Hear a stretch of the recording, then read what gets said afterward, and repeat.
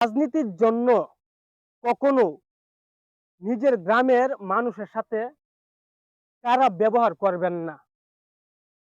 কারণ মৃত্যুর পরে আপনার দাফন এবং জানাজা কিন্তু ওই গ্রামের লোকেরাই করবে।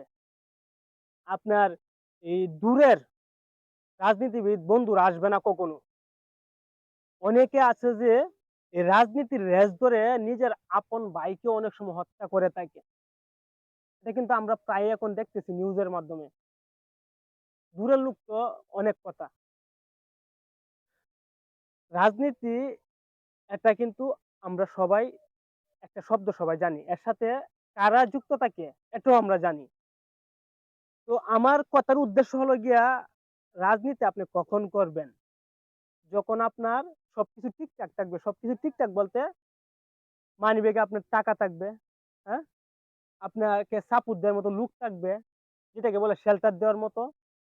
আর যদি আপনি খালি পকেটে লুক-টুক নাই এমনিতে রাজনীতিতে নামেন, তাহলে তো আপনার অবস্থা ১২টা বাইজা যাবে।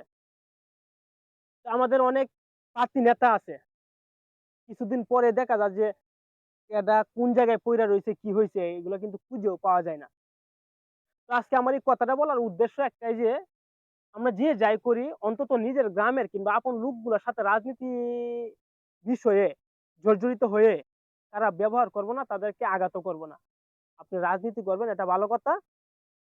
অন্য লোকদের সাথে আপনার রাজনীতির পাওয়ার দেখাবেন। আমার কথাগুলো এটাই। তো ভালো করে বলার কিছু নেই এই জায়গায়। সহজে বুঝতে পারছেন কোন কথাগুলো বলতে চাইতেছি। তো আজকে এ পর্যন্তই। আল্লাহ হাফেজ।